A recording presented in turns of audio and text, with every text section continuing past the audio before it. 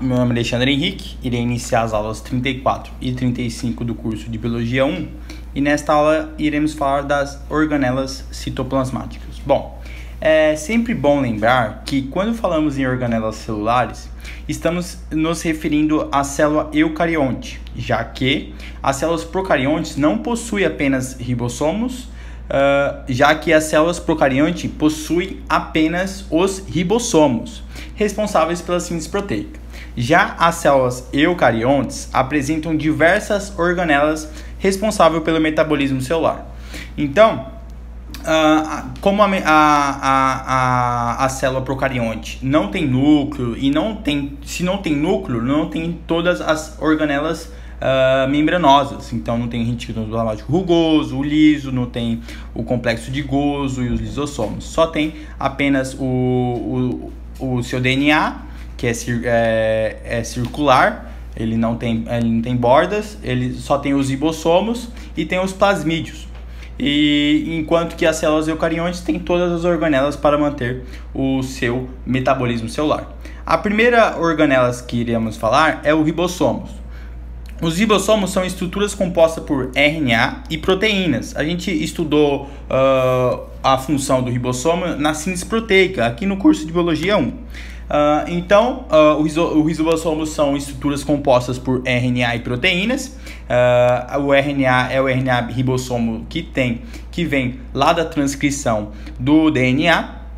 E os ribossomos são distribuídos em duas subunidades sobrepostas. Então, tem a subunidade maior e a subunidade menor. A subunidade maior é por onde sai a cadeia de aminoácidos e a subunidade menor é por onde entra os aminoácidos. Os ribossomos podem se apresentar livres nos citoplasmas ou isolados ou presos à superfície do retículo endoplasmático rugoso, ou então presos uns aos outros por fita de RNA, pela fita de RNA. Então ele pode tanto se apresentar aqui, esses pontinhos são ribossomos que estão livres no hialoplasma, no citoplasma, como também pode se apresentar aderido ao retículo endoplasmático rugoso. Quando ele está aderido ao retículo endoplasmático rugoso, ele está fazendo síntese proteica para a região extracelular, para fora da célula. Enquanto que quando ele está dentro, os ribossomos fora do retículo endoplasmático rugoso, portanto no hialoplasma, a síntese proteica é fundamentada justamente para o metabolismo interno da célula. Então são chamados de polissomos ou polirribossomos. É nos ribossomos que ocorre a síntese proteica, como a gente viu lá na aula de Biologia 1 de síntese proteica aqui no curso de Biologia 1.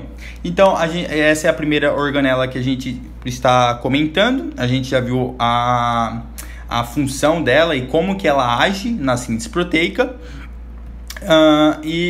Ela é fundamental para o metabolismo de uma célula, pois é ela que faz a síntese proteica. Você sabe que proteína é enzima,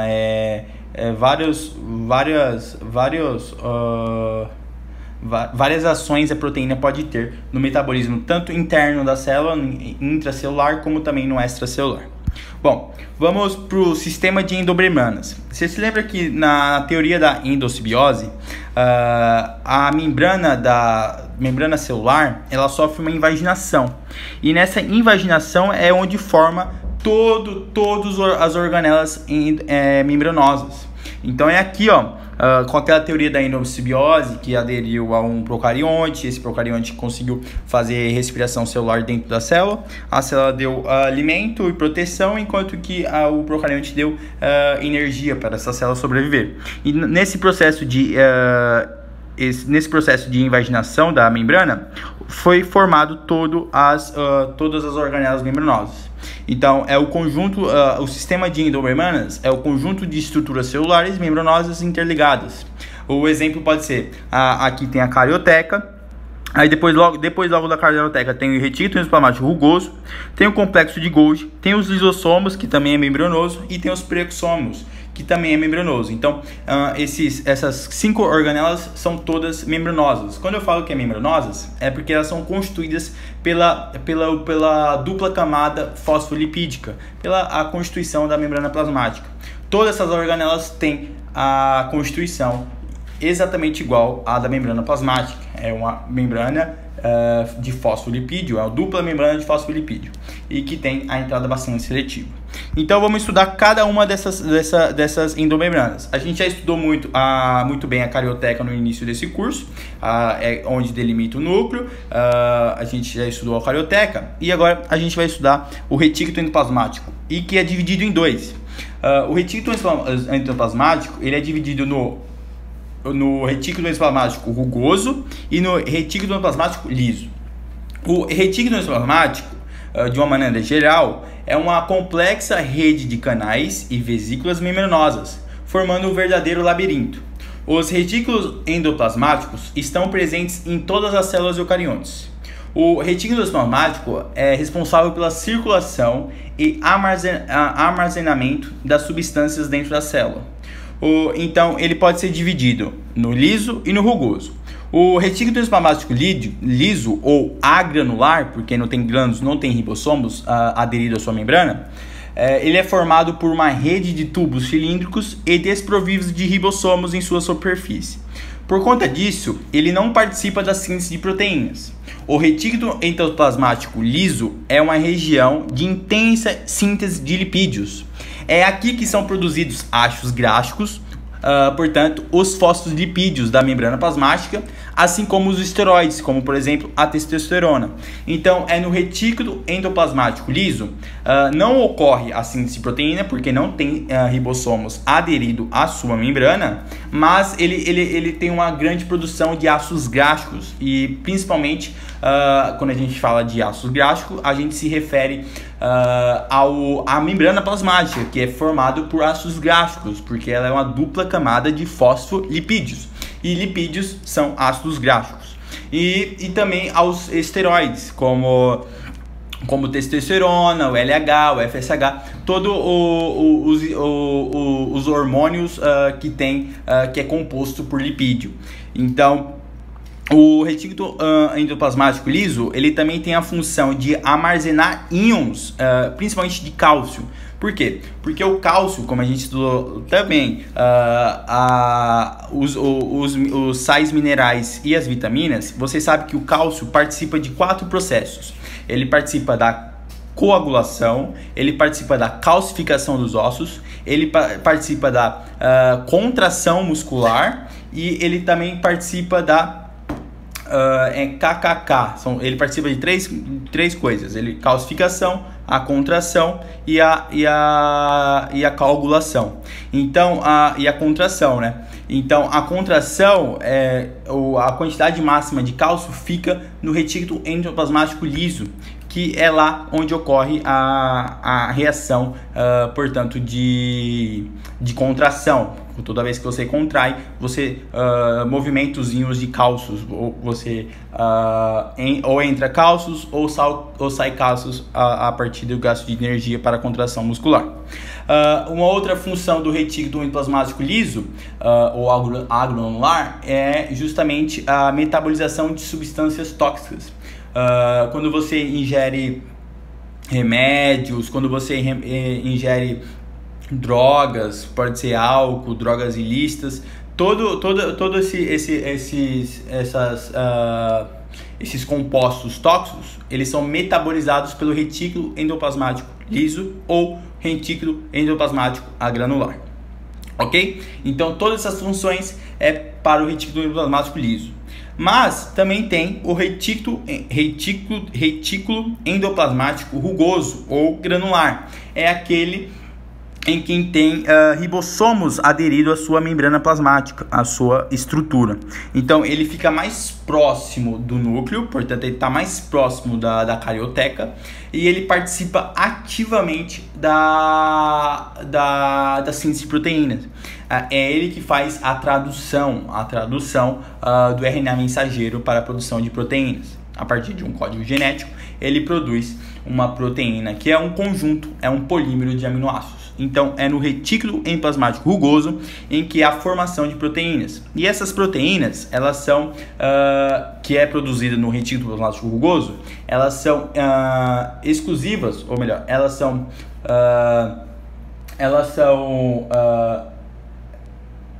encaminhadas para o meio extracelular, enquanto que os ribossomos que está no hialoplasma ou no citoplasma, as proteínas ali formadas são para a região intracelular, para o metabolismo dentro da célula, enquanto que as proteínas que são formadas no retículo endoplasmático rugoso, elas são para o meio externo. Por exemplo, quando você produz enzimas digestivas, você produz as enzimas, que são proteínas, no retículo endoplasmático rugoso, e elas agem no meio extracelular, principalmente as enzimas digestivas.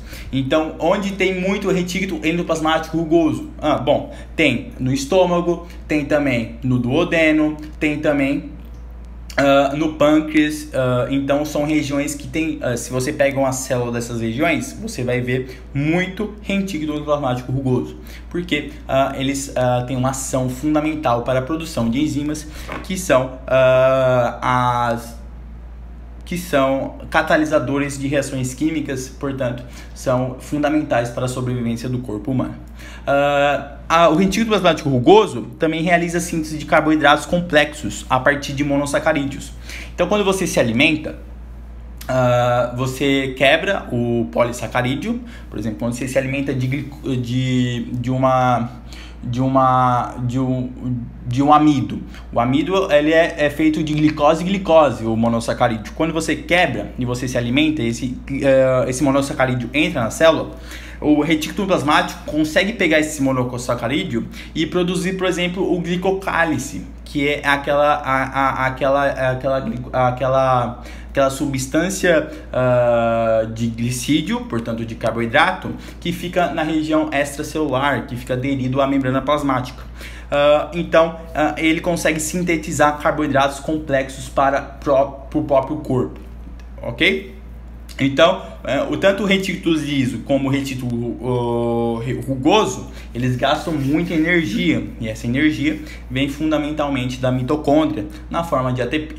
Bom, estudado o retículo endoplasmático rugoso e liso, a gente agora vai para o complexo de Golgi. O que é o complexo de Golgi? É um conjunto de sacos membranosos achatados que chamamos de cisternas e que ficam empilhados como pratos.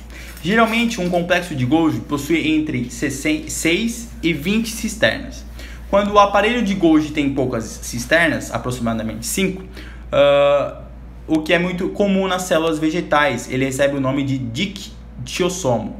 Suas funções são muito variadas, então vamos para as funções do complexo de Golgi. A primeira, armazenamento de substâncias. Muitas das proteínas e demais substâncias sintetizadas na célula migram até o aparelho de Golgi e são armazenadas no interior de suas vesículas.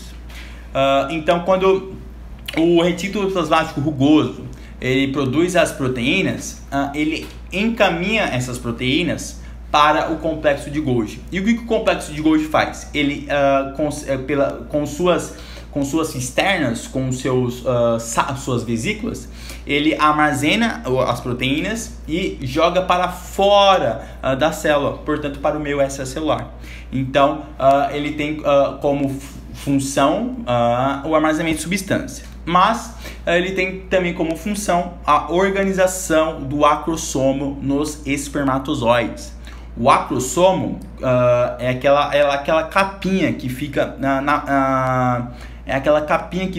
na frente do cromossomo. Aquela capinha contém enzimas. O que são enzimas? São proteínas. Então, o complexo de Golgi, ele forma um acrossomo, portanto um local que tem no interior enzimas que tem a função de promover a perfuração do involucro do óvulo por ocasião de uma fecundação. Então, aquele acrossomo ele foi organizado pelo aparelho de Golgi e ele é fundamental para que ocorra a fecundação e posteriormente a formação de um zigoto. E também o complexo de Golgi ele sintetiza moléculas complexas. Por exemplo, Os monossacarídeos obtidos dos alimentos são transformados em polissacarídeos e esses combinados com determinadas proteínas, dando origem a glicoproteínas. Então, o complexo de Golgi, ele forma as glicoproteínas, que são fundamentais para a membrana plasmática.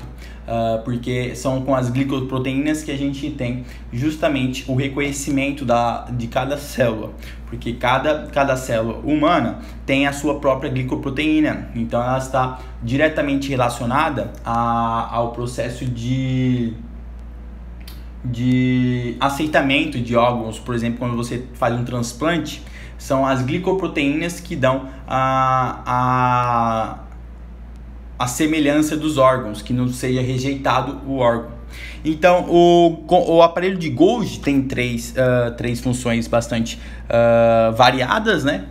Tem o armazenamento de substâncias, organização do acrossomo e síntese de moléculas compostas. Como que ele é formado? Ele é formado com essa região, tem a face cis e a face trans. Aqui está. Tem a face cis, que está voltada para o retículo plasmático rugoso, enquanto tem a face trans, que está voltada para a membrana plasmática, para a sua exportação para a sua exportação de proteínas para o meio extracelular. Então, o complexo de Golgi também tem a formação de lisossomos, acrossomos e flacomoplastos, que forma a lamela média, que é uma parte da membrana celular da célula vegetal. Então, o complexo de Golgi recebe vesículas do retículo plasmático contendo lipídios, proteínas ou carboidratos. Concentra e modifica esses materiais, gera vesículas para a secreção. A face cis é voltada para o retículo plasmático e a face trans é voltada para a membrana celular. Então, se a gente pensar em uma loja, em uma indústria, a produção de um produto industrial seria do retículo plasmático rugoso e liso, enquanto que o processo de transporte dessa produção dessa fábrica seria justamente o complexo de Golgi, ele que faz o transporte de toda a produção, que seria do retículo plasmático liso rugoso. Então, quanto que tem o retículo plasmático produzindo, tem o complexo de Golgi fazendo o transporte dessas substâncias que são produzidas pelo retículo plasmático liso e pelo retículo plasmático rugoso. Vamos estudar agora os lisossomos. Os lisossomos é produzido pelo complexo de Golgi. O termo lisossomo significa corpo que quebra. Lise, quebra. Então, lise, quebra, e somo, corpo. Então, é um corpo que quebra. Por que ele é um corpo que quebra? Porque dentro dos lisossomos, por ele ser produzido pelo complexo de Golgi, e você sabe que o complexo de Golgi tem vesículas armazenadoras de proteínas, então o lisossomos é uma vesícula que dentro dele tem enzimas. Por quê? Porque enzimas é proteína. Então, os lisossomos são pequenas vesículas que contêm enzimas digestivas de todos os tipos, cuja função é digerir material que a célula engloba por digestão intracelular e, ocasionalmente, elementos da própria célula, autofagia. Então, o lisossomo, ele tem enzimas. Se lembre que eu já falei dos lisossomos e as enzimas só trabalham em pH bastante baixo. Então, o pH tem canais de entrada de H+ para dentro do lisossomo, e ele só atua com pH bastante baixo, porque você sabe que as enzimas trabalham com um pH ideal, uma temperatura ideal. E então, os lisossomos só trabalham com o pH bastante baixo. E ele pode fazer a digestão intracelular, quando os materiais chegam próximo à célula. Pode ser aqueles materiais grandes ou líquidos, e sofre um processo de englobação, e depois vem o lisossomo e faz a digestão desses alimentos por uma digestão intracelular, ou a própria célula. Algumas organelas da célula, o lisossomo acaba se alimentando. Por exemplo, quando você treina muito e você ganha massa muscular, a sua célula muscular, para ter um crescimento, ela precisa de muita mitocôndria. Então, você produz mais mitocôndria quando você está em um processo de crescimento muscular. Mas, quando você para de treinar, por exemplo, o seu corpo fica com um saldo muito grande de mitocôndrias. E você não precisa mais daquela quantidade toda de energia. Então, você tem mitocôndrias em excesso. E o que acontece? O lisossomo vem e acaba comendo essas mitocôndrias, porque elas não estão servindo mais, porque elas não estão produzindo a energia que produzia anteriormente. Então esse processo é denominado autofagia e é o lisossomo que faz. As enzimas lisossômicas são produzidas no ergastoplasma e são transferidas para os sacos do aparelho de Golgi e armazenadas em vesículas, os lisossomos primários. Então aqui está o lisossomo primário. Aqui tem um lisossomo e quando vem um alimento, que é vem um alimento que é englobado, ele se junta ao lisossomo primário. Aqui ocorre a ação das enzimas, ocorre a digestão. Quando forma essa membrana aqui com o alimento que foi englobado pela célula e se junta ao lisossomo, forma o vácuo digestivo. Então, posteriormente ocorre a digestão desse alimento que foi englobado e depois a exosclase, que é a eliminação dos resíduos em que essa digestão produziu. Então, enquanto os lisossomos não estão participando de nenhuma atividade de digestão, eles recebem o nome de lisossomos primários. A partir do momento em que eles começam a trabalhar, ou seja, em processo de digestão celular se inicia, passam a ser chamados de lisossomos secundários. Então aqui tem o lisossomo primário, aqui é um lisossomo primário, e aqui é o lisossomo secundário, porque ele se fundiu a uma membrana que tinha alimentos por um processo de digestão que ele engloba, a sua própria membrana engloba partículas sólidas da região extracelular, e quando o lisossomo se encontra com essa vesícula com o alimento, forma o lisossomo secundário e se inicia o processo de digestão intracelular. Em condições normais, a membrana do lisossomo, apesar de lipoproteica, não permite que as enzimas entrem em contato com o citoplasma celular.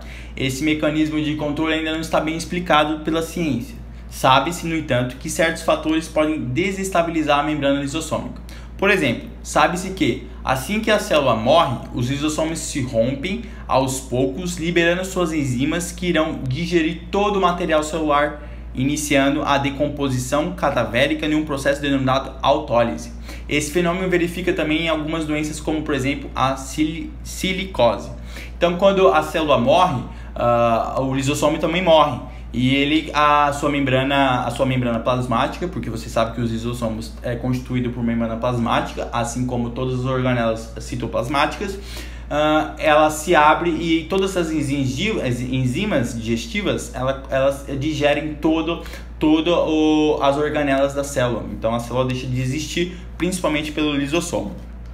Bom, aqui está o processo o processo de autofagossomo.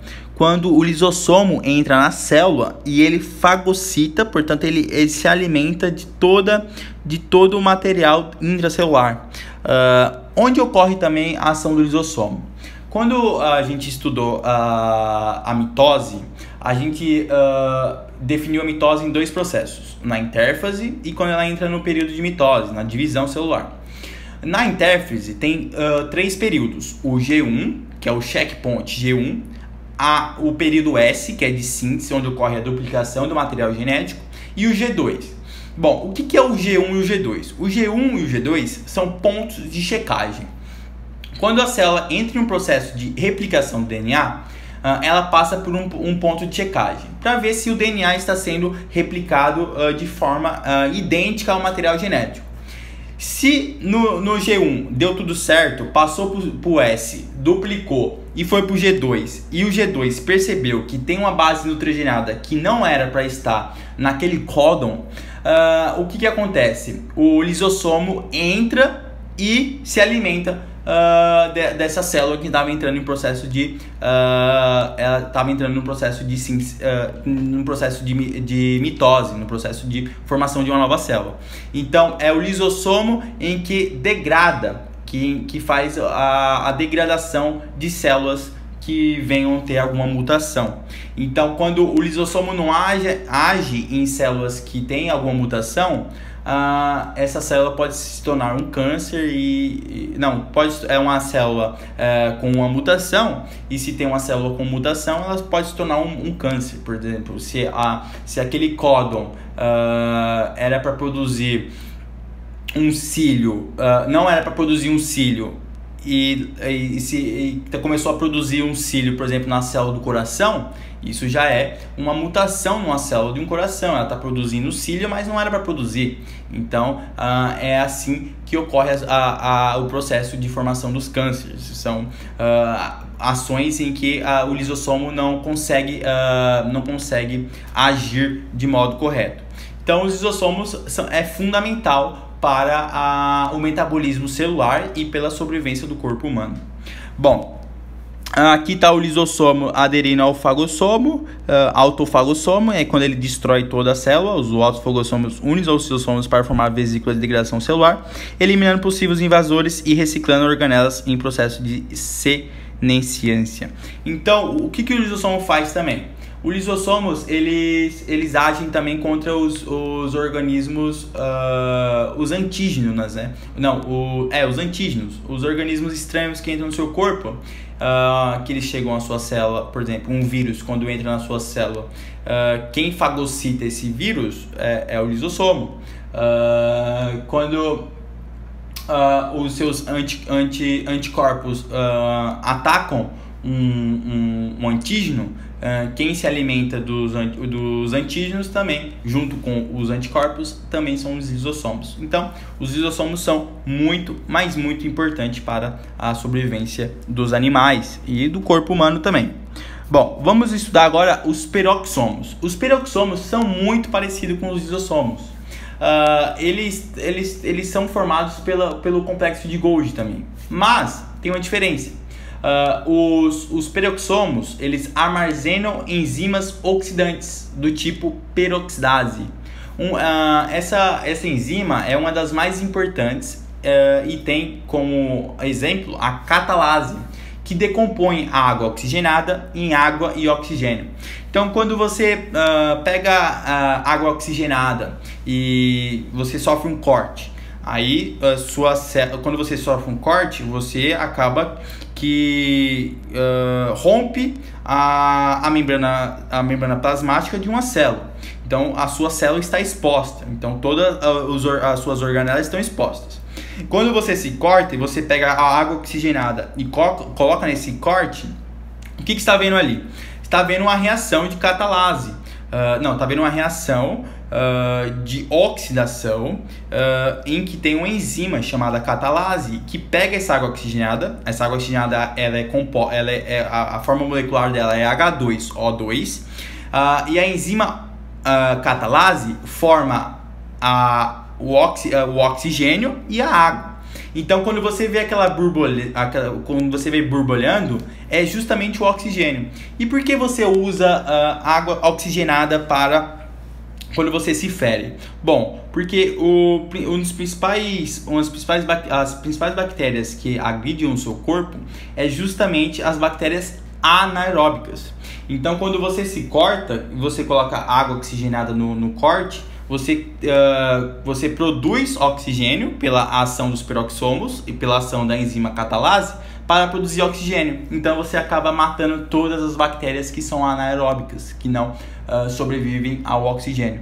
Então é justamente com o auxílio do peroxomo e o peroxomo tendo a enzima catalase que você consegue matar as bactérias anaeróbicas. Mas não só isso, os peroxomos é importante porque na célula forma-se água oxigenada como subproduto de algumas reações químicas do metabolismo. Como a água oxigenada é mutagênica, a catalase permite que a célula se livre rapidamente dela, antes que cause danos no material genético. Então, quando você bebe bebida alcoólica, você acaba produzindo água oxigenada. E essa água oxigenada, ela é horrível para o corpo, porque ela é muito reativa. Então, você pode ocasionar mutações, ela é mutagênica. Você pode produzir, essa água oxigenada pode passar por células, por exemplo, do seu estômago, do seu duodeno, e essa água oxigenada pode causar mutações no seu material genético, o que pode causar um câncer. Então, os peroxomos conseguem degradar essa água oxigenada que é produzida no metabolismo do seu corpo. Então, a função principal dos peroxomos é quebrar ácidos gástricos em moléculas menores que são transportadas pelas mitocôndrias e utilizado na respiração celular, ou para síntese de alguns compostos como colesterol ou retículo plasmático liso. Outra função dos peroxomos é a oxidação de várias toxinas que caem na corrente sanguínea. Os peroxomos aparecem em maior quantidade nas células do rim e do fígado, onde são importantes na destruição de substâncias tóxicas como o álcool. Assim como as mitocôndrias, os peroxomos se originam da autoduplicação, ou seja, um peroxômo se divide dando origem a duas organelas. Então, eles são autoduplicados, quando tem um, ele se forma dando outro, como os mitocôndrias. Existe uma derivação dos peroxomos que são os glioxomos. São os peroxomos encontrados nos vegetais. Nas células vegetais encontradas nas folhas, eles contribuem para a fixação de gás carbônico, que será fonte de carbono durante a fotossíntese para a produção de glicose. Nas sementes, os glioxomos são responsáveis pela quebra das moléculas de ácidos graxos em estruturas menores. As moléculas menores formadas são convertidas em glicose, essencial para o processo de germinação do embrião. Então, a germinação do embrião das plantas só ocorre por causa dos glioxomos, que é como se fosse um peroxomo. Ele quebra a reserva energética, o tegumento, né? Ele quebra o tegumento e consegue consegue metabolizar moléculas menores, por exemplo, a glicose, e assim dá alimento para que o embrião germine, para que o vegetal comece o seu processo de sobrevivência. Então, o peroxomo e o lisossomo são fundamentais, e as pessoas sabem muito pouco dessas duas organelas que têm a sua função fundamental para a sobrevivência tanto dos vegetais como dos animais. Então, aqui está a reação de água oxigenada produzindo água e oxigênio. Então, a função principal do peroxômio é a desintoxicação. Metade do etanol consumido por uma pessoa é oxidado pelos peroxomos hepáticos e renais, lá do fígado e lá do rins, ok? Vamos para agora, a gente vai ver aqui algumas imagens da ação, tanto do complexo de Golgi com os lisossomos, como da formação do acrosoma aqui, ó, o acrosoma aqui, ó. Então aqui, ó, a gente tem o retículo plasmático rugoso, a parte cis, a parte trans, as vesículas de secreção para o meu extracelular. Aqui essas vesículas também podem dar a função pode dar origem aos lisossomos. Aqui tem uma célula ancinosa, aqui está saindo as enzimas digestivas, que poderia ser, por exemplo, uma célula do fígado, onde produz bastante enzimas digestivas para ocorrer a digestão lá no duodeno. E aqui está o complexo de Golgi formando o acrossomo, que tem uma quantidade de enzimas para que consiga digerir justamente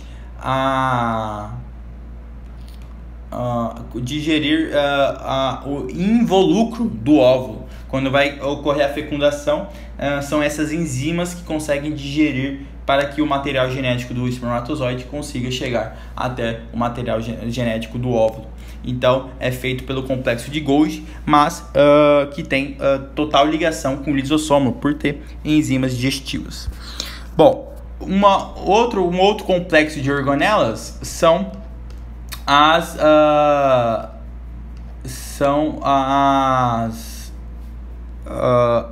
organelas dos citoesqueletos. Então, o citoesqueleto é dividido em 3. O primeiro são microfilamentos. São formados por moléculas de proteínas actina. Localiza-se no citosol, dividido em ectoplasma, mais externo, e endoplasma, mais interno. Qual é a função dos microfilamentos? Eles são responsáveis pela organização do citosol, ectoplasma ou endoplasma, na formação do sol, mais fluido. Participam da ciclose e da formação dos pseudópodos. O que são os pseudópodos? É o movimento da célula.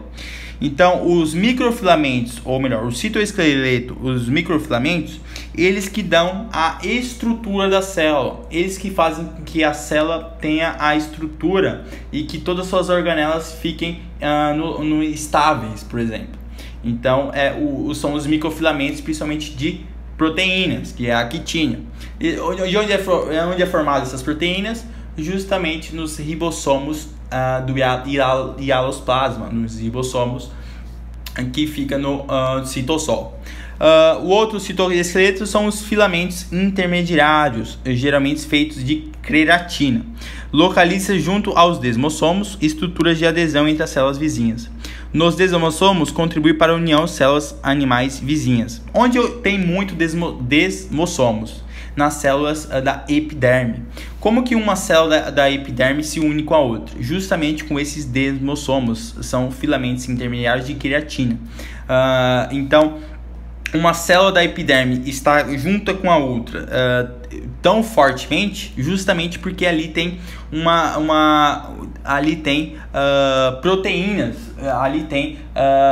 proteínas de creatina, dando essa união entre as células vizinhas. Um outro tipo de citoplasma são os microtúbulos, são polímeros de proteína tubulina. A polimerização de tubulina ocorre no centrosomo ou nos centros organizadores de microtúbulos. São os integrantes do fuso e do éster, estruturas relacionadas com a divisão de células eucariontes. São componentes dos centríolos. Então, quem produz os centríolos são os microtúbulos. Você não pode esquecer que como que ocorre uma divisão mitótica? Ocorre justamente com o encurtamento dos fusos mitóticos, com os fusos produzidos pelos centríolos. Então, os centríolos, quando estão na metáfase, eles estão em 180 graus, no lado oposto da célula, e seus fusos estão ligados no material genético. Então, quando entra na prófase, depois na anáfase, quando está na metáfase, entra na anáfase, ocorre encurtamento dos fusos mitóticos. E o que são os fusos mitóticos? São proteínas. Quando ocorre encurtamento, ocorre a divisão do material genético. E depois ocorre a telófase com a citocinese. Então, quem faz isso, quem produz os centríolos são os microtúbulos, que é constituído por tubulina. Então, aqui está o exemplo, o microfilamento, que são a adesão das células. Tem também o filamento intermediário, que é os demossomos, que dá a união das células vizinhas, e os microtúbulos, que forma justamente os centríolos e junto com os seus fusos, as suas fibras do fuso, ok? Aqui está os centríolos, ó. Os centríolos são formados por 9 trios de microtúbulos, e eles aqui tá os fusos que se liga ao material genético aqui na metáfase. Então, na anáfase ocorre o encurtamento desses fusos mitóticos. E é muito importante saber do que é formado esses centríolos. Os centríolos são formados por microtúbulos do citoesqueleto. São presentes em células animais, relacionam-se com a formação de cílios e flagelos. Essas estruturas são desenvolvidas por membranas e apresentam 9 trios periféricos de microtúbulos e um par de posição central. Então, além das fibras do fuso, eles também produzem os flagelos, o flagelo do espermatozoide, os flagelos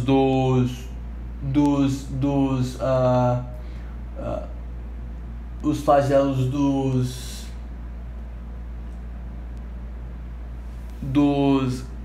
qual é o nome daquele animal? Os flagelos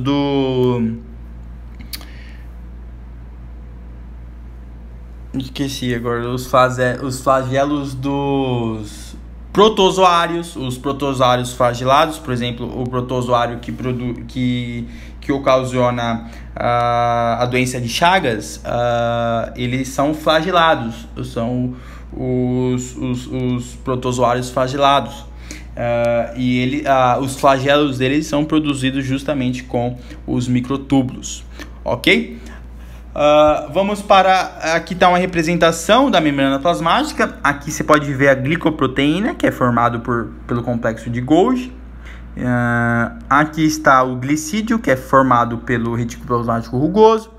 Aqui está a cadeia fosfolipídica, também é formada pelo complexo de Golgi.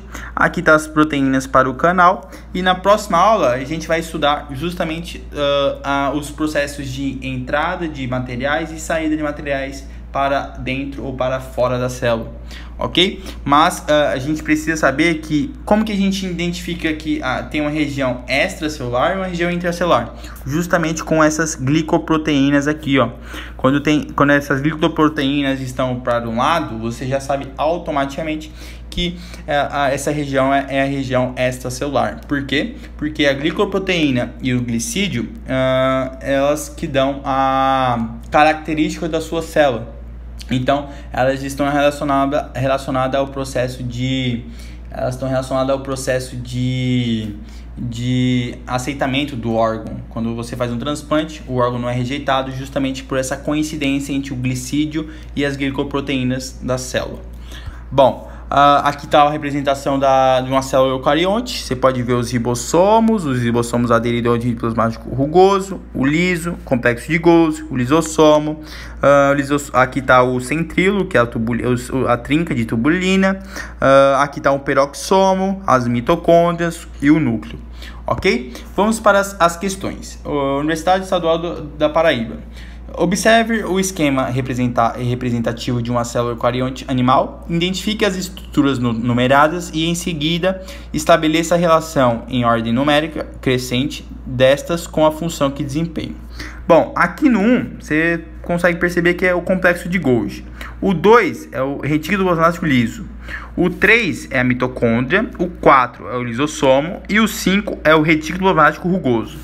Bom, o 1, ele tem como fundamento a secreção celular. Então, 1A.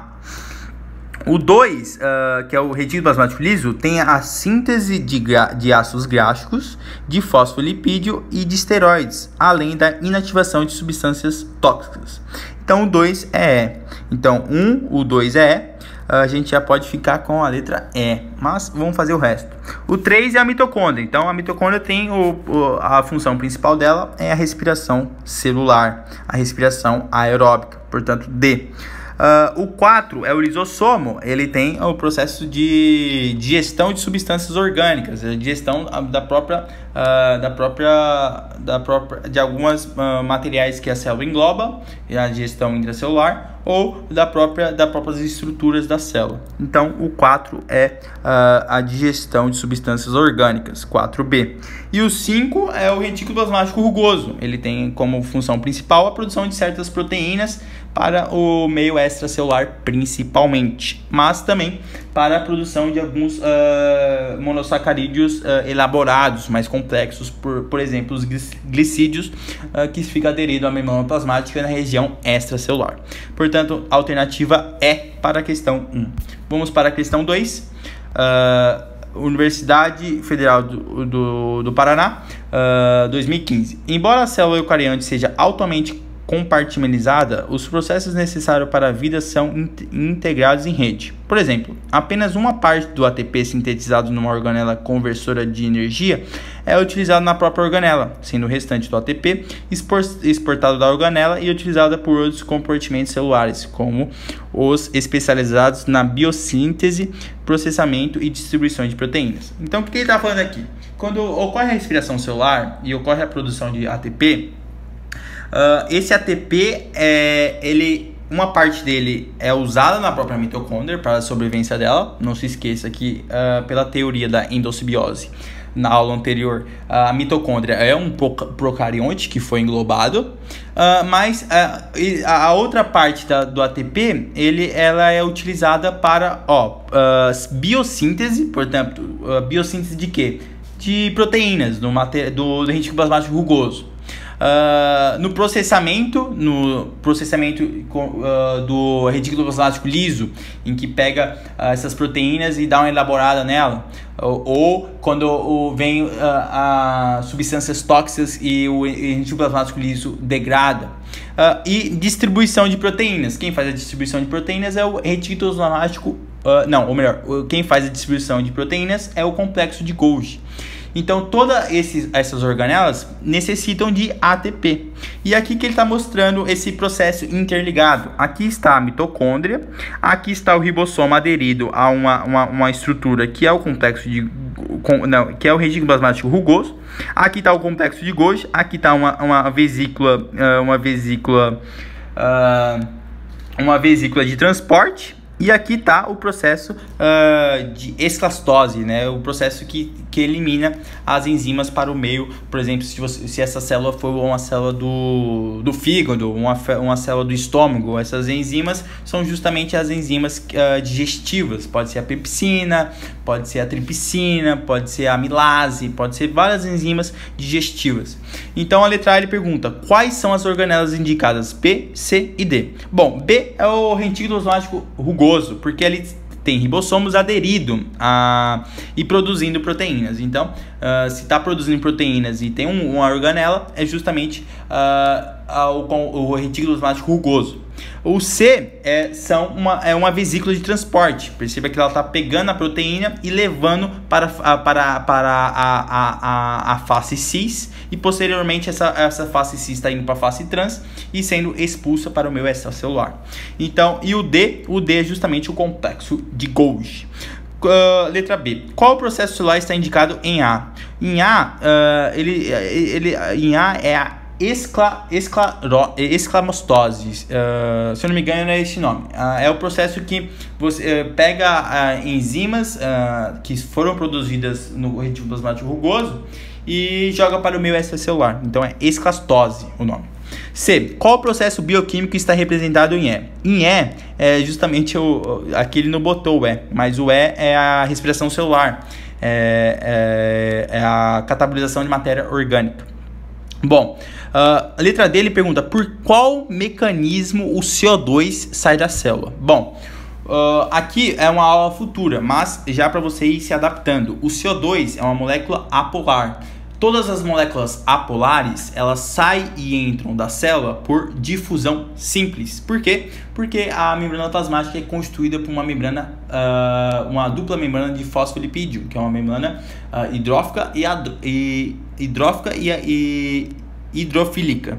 Então, as moléculas apolares, elas entram e saem da célula justamente por difusão. Isso ocorre muito no processo de hematose, lá nos alvéolos pulmonares. Nos alvéolos pulmonares, as células têm a membrana plasmática e o oxigênio entra na célula por difusão simples, não precisa de gasto de energético. E o CO2 sai também por difusão simples, sem gasto de energético. Então, a letra D é justamente a difusão simples. Vamos para a terceira questão, UPE 2014. Num determinado hospital da região metropolitana do Recife, nasceu um menino com a síndrome de Zollinger, ou síndrome do cérebro hepatorrenal. Considera uma doença raríssima por ocorrer em cada 50 mil a 100 mil nascimentos. é resultante do defeito do funcionamento de uma organela celular cuja sua função está relacionada com o armazenamento da enzima catalase.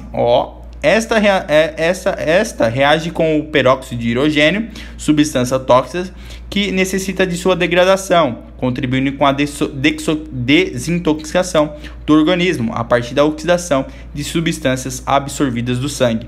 Com base nessas informações, a organela celular que o texto se refere denomina-se... Bom, se ele falou de catalase, só quem tem catalase é o peroxisoma. Portanto, letra B de bola para a terceira questão. Quarto, em embriões de alguns vertebrados, conforme ilustra a imagem, pode-se observar a presença de uma membrana interdigital que não estará presente em filhotes de desenvolvimento normal por ocasião do nascimento. A perda desse tecido ocorre a partir de determinada fase do desenvolvimento, quando as células da membrana liberam em seu citoplasma enzimas que digerem a si próprios. A principal organela participante desse processo de destruição celular é denominada... Todos os humanos, quando está no processo de sucessivas mitoses, no processo de desenvolvimento embrionário, as mãos deles elas são unidas por membranas. E essas membranas elas são degradadas próximo a você nascer, por exemplo, acho que no 7º mês, pelos lisossomos. É a autofagia, é a destruição da própria célula. Então, a principal organela participando desse processo é o lisossomo, letra A para a quarta questão da UERJ. 5. Universidade Federal de Juiz de Fora. Os espermatozoides são gametas masculinos que apresentam um flagelo responsável pela sua locomoção. Assinale a opção correta que indica qual elemento citoesqueleto participa da constituição do flagelo do espermatozoide. Bom, você não pode esquecer que os flagelos são constituídos pelos microtúbulos, né? Aqui nessa representação aqui coloquei os microtúbulos que formam os flagelos. Então, é os microtúbulos que formam os flagelos, ok? Aqui está os flagelos, os microdúplos duplos formando os flagelos, principalmente do espermatozoide. Então, letra A para a quinta questão. Vamos para a sexta e última. Os cílios e flagelos são organelas que existem em certas células. Considere algumas afirmações. As duas organelas são originadas por centríolos. Não. Os cílios e flagelos, os cílios são produzidos por filamentos. Não é produzido por centríolos, não. E os flagelos também não são produzidos por centríolos. Os flagelos são produzidos por microtúbulos. Então, errado a letra 1. Os cílios podem ser encontrados na traqueia humana e nos olhos. Eles têm o papel de revestimento, filtrar o ar inalado e proteger a córnea. Exatamente. Na sua traqueia ou na sua estrutura nasal, existem pelos, até no seu ouvido também. Existem pelos, e esses pelos são cílios. E eles são fundamentais para filtrar o ar. É ali que forma o catarro. O catarro fica justamente nesses cílios, que é a junção de poeira, por exemplo, se você for para um ambiente que tinha um ar bastante poluído. 3. Portanto, 2 é verdadeiro. 3. As duas organelas são constituídas por tubulinas, proteínas sintetizadas pelos ribossomos da célula. Sim. Se lembra que quando você produz proteína para dentro da célula, por exemplo, para os cílios ou para os flagelos, são constituídas pelos ribossomos da célula, não pelos ribossomos do retículo plasmático rugoso. Portanto, o 3 está verdadeiro. 4. Os flagelos são encontrados na maioria dos espermatozoides. Eles permitem que o gameta se desloque até o óvulo e para isso necessitam de ATP proveniente das mitocôndrias. Sim, não se esqueça que quando ocorre a fecundação, o espermatozoide ele só doa o material genético. Ele não doa mais nada. Por quê? Porque ele usa todas as suas estruturas, as suas organelas, justamente para conseguir adentrar dentro do óvulo. Então, de quem é a mitocôndria de um zigoto? É da mãe. Por quê? Porque a mitocôndria, o ATP, a mitocôndria do pai foi utilizada justamente para que o espermatozoide consiga chegar até o óvulo, ok? E consiga fazer a fecundação. Então não se esqueça disso. A mitocôndria de qualquer embrião, ela é da mãe, ela é fruto do óvulo, porque a mitocôndria do pai foi utilizada para que o espermatozoide conseguisse adentrar dentro do zigoto. Então, verdadeiro. Então, 2, 3 e 4 é verdadeiro. Ficamos com a letra E de estudante. Então, a aula de hoje foi isso. Até a próxima aula, que será de membrana plasmática e suas especiações. Iremos estudar melhor os processos de diferenciação da membrana plasmática, por exemplo, o desmossomo, a microvisibilidade e também mais um que eu esqueci. Tchau, tchau.